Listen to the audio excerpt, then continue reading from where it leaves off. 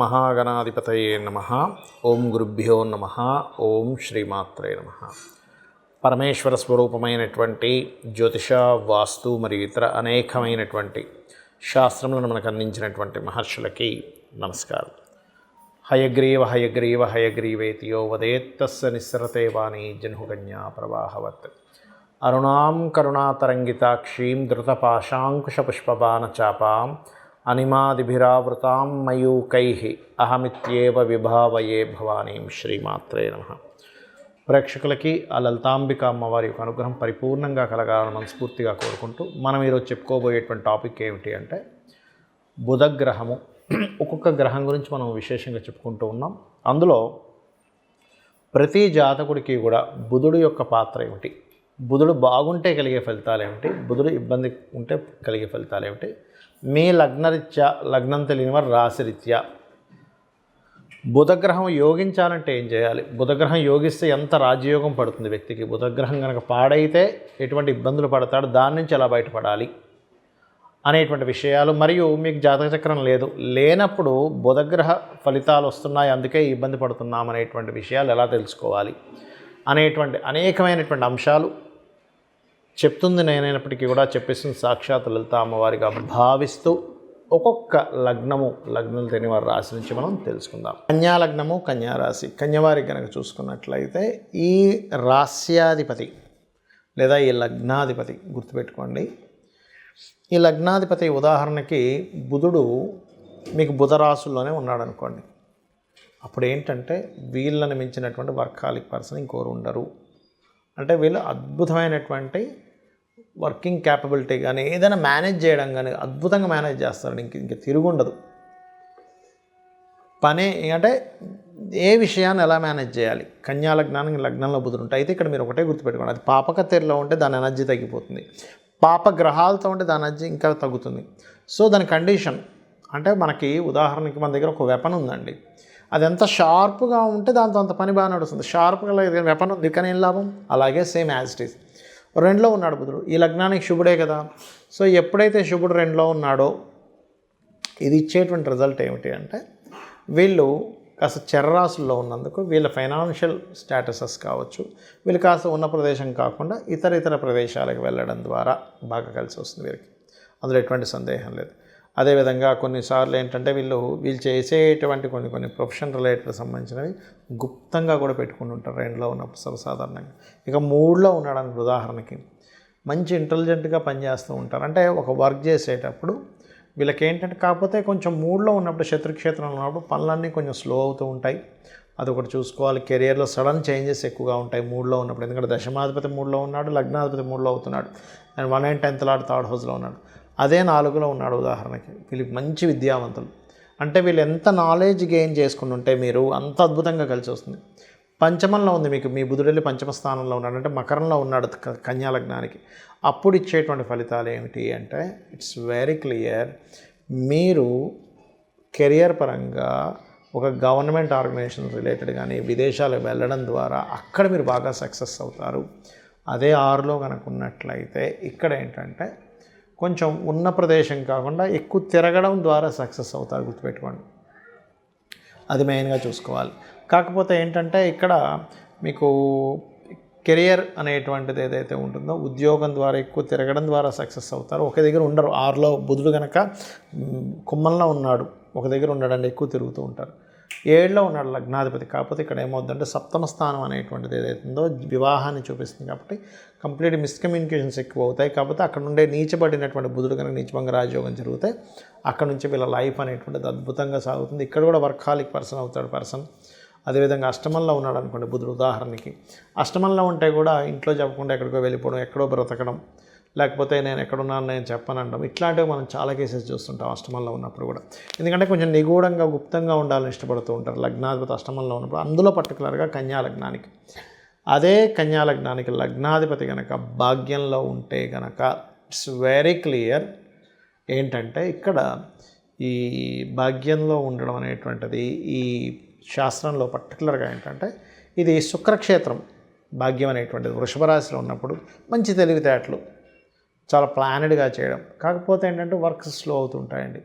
ఎందుకంటే స్థిర రాశి కదా, స్థిర రాశి ఎప్పుడు చర్రాశుల్లో ఉండేదానికి స్థిర రాశిలో ఉండేదానికి లగ్నాధిపతి చాలా తేడా ఉంటుంది. అటువంటి ఫలితాలు వస్తాయి.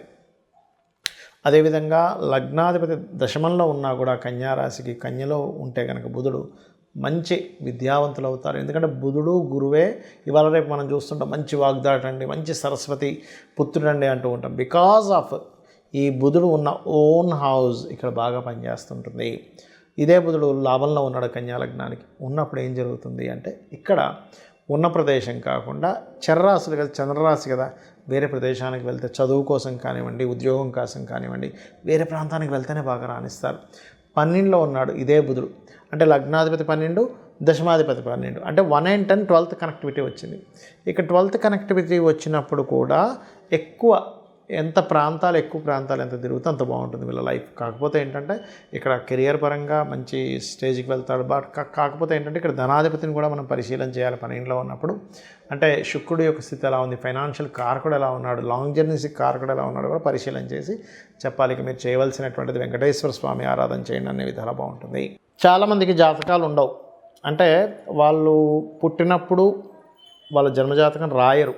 అలాంటప్పుడు ఎలాగా ఈ బుధగ్రహ ప్రభావం వారి మీద పడుతుందని ఎలా గుర్తించాలి?